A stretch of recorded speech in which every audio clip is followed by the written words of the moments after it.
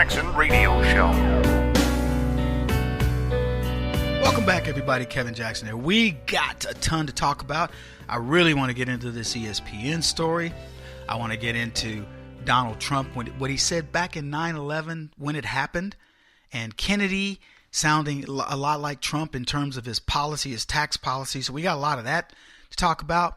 But before we get into that, I want to continue a little bit with this Hillary Clinton thing. And the reason why is Hillary Clinton, I want you to think what would have happened if things just been a little bit differently. How would Hillary be remembered? How quickly have the left turned on Hillary? There are people that worked in her campaign that are going STFU. If you know what that means, it means shut the flunk up and go away. And I'm telling you, they're using that language with Hillary Clinton. She's on the next book tour. The previous book was Stronger Together, which was a flop. Now she's got What Happened Out There, and it's being lampooned. I mean, it's being ridiculed. It's more Hillary Clinton, more excuses. And the Democrats are verklempt. They're going, look, we do not want to be known as the party of excuses, but that's what they're being known for because Hillary will not let this go. She can't let it die because Hillary is hurt. She's butthurt. She needs some Obama butt balm because she can't understand why she lost. And it's impossible to reconcile that inside of herself, that the guy that she despises so much, only because he ran for president against her and beat her, now runs the country. She feels the same way about Barack Obama, but she can't say that because she can't let go of him. That's the only little lifeline left to her legacy, and that's being cut by Donald Trump. The Democrats are in a rock and a hard place. They want to distance themselves from Barack Obama. They really do. The Bernie faction is still there, but they have no home. They're on an island. Hillary Clinton, they wish would go away. They want the Clinton legacy gone. It won't happen.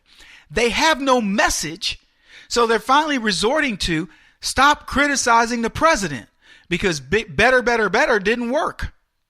Papa John's may be sued to get that back, but it isn't working. So what they finally have resorted back, I'm talking about at the leadership level, to saying, let's follow Trump for a while. And let me tell you why that is. Because they need to glom on to a win. The Democrats haven't won anything in a long time. Don't misunderstand me. They won in 2012. They got Barack Obama. Sometimes, you know the old saying, if you're a dog, you don't want to necessarily catch the car. You may run along barking at it, but go ahead and bite that wheel, or bite the rag that's hanging out the door and watch what happens. And that's what they did. They caught the car. And because they shouldn't have caught the car. They don't have any wins. 2008 was a huge victory for leftism. Or it was supposed to be. But what happened? Barack Obama had to perform, and he underperformed. But what did they do? They glossed over it, and they gave him another shot. Oh, he just needs more time, and they gave it to him. And then by 2016, he was a nobody. If you don't believe me, just go look yourself. Just compare. First, before you go do any research, ask yourself, the Barack Obama 2008, which some of you voted for, versus the Barack Obama of 2016. If you took the 2016 Barack Obama, reversed him back to 2008, could he beat Trump? Nope. He might not even beat McCain. So Barack Obama's star went from the highest you could possibly be in politics down to nothing. Essentially nothing. Now they'll fake and say they love him. Oh, we love him. And I'm going to talk about something that happened recently to where oh man, we love the Obamas, but they don't. They don't love him. And he couldn't pull Hillary's big, white buttocks over the finish line, as I like to say, because he has no more juice. He came back, he threatened Donald Trump. If he passes DACA, me and him going to have to go round and round. Well, what? Really? So Donald Trump said, boom, DACA's gone. Oh, what are you going to do? What are you going to do, Barack Obama? I just got rid of your unconstitutional law. What are you going to do? And I gave it back to Congress. How can Congress complain? Nancy Pelosi and Chuck Schumer are Congress people. Why do you think they want to work with Trump? Trump's going, look, do your doggone jobs. We don't need executive orders because it's your job to do. Barack Obama illegally did it. I undid it. Now go do your doggone jobs. And Paul Ryan, that goes for you. And McConnell. So anyway, the whole thing, the reason I'm having this conversation is I want to talk about Hillary Clinton and her new book because she won't go away. They want her to go away, but she won't. So Ed Morrissey, who's a part of the Hot Air team, a very staunch conservative, good guy. He says, went into Barnes & Noble last night at the Mall of America, and it didn't have a single copy of What Happened. No display, no books, nada. Nothing. Now, if you watch the videos of Hillary, I think it's in New York, they have a wall of her book, What Happened, dedicated, okay? And they have a couple of guys standing guard. You got to see this picture. It's hysterical. They may not be standing guard, but they're like, we're waiting for the rush. And then they reported there were hundreds of people outside waiting to get in to get Hillary's book. So let me tell you what they did as an author. They took, because this is what they'll say to me, Kevin, so we're going to carry your books. Where are you going to be? What's your schedule? Okay, I'll be in New York, I'll be in D.C., and I'll be in Phoenix. So they move your books to where you are going to be. Or where are you going to be doing radio? Where are you doing live remotes? They look at your schedule. When you're not...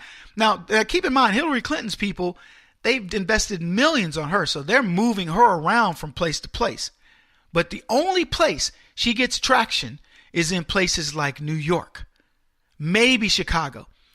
Everywhere else, they don't even care about that book. That's why Ed Morrissey's going, I was in Minnesota, Mall of the Americas, nothing. I dare Hillary Clinton to go to Minnesota and go to any mall there and do a book signing. They'd have to rustle up. She better have some books with her. You know what I'm saying? So the way the book guys do now, because they got to keep the number, the dollars down. Unless you're doing Harry Potter or something, Hillary's are contrived numbers. So the LA Times wrote, Hillary Clinton, who spent decades on the public stage in a myriad of roles and changing personas, emerged in a new one. Ghost from the political past. The reception was decidedly mixed. On the day marking publication of her third memoir, the former First Lady, U.S. Senator, Secretary of State, two-time Democratic White House hopeful, and loser of the searing 2016 presidential election made a flurry of campaign stops, including a book signing and media interviews. Chance to reopen old political wounds, reemergence of their heroine offered a chance to ponder what might have been. In New York, hundreds lined up at Barnes & Noble in Manhattan for a chance to shake her hand, enjoy a snatch of conversation, buy their own autographed copy of What Happened. So, you see if you look at the graphic, the picture they took of the hundreds lined up, I'm not lying, folks. Look at it for yourselves. You can tell that the photographer zooms in on an angle that makes it look like the people are coming out the door for this thing. What they did was they stopped people at the door. They lined them up and they took a picture. And I would tell you there's maybe 15 to 20 people in the picture. Now, if there were hundreds lined up, I promise you, they would have gone further back. They would have shot that line, so you could see it was bunched up.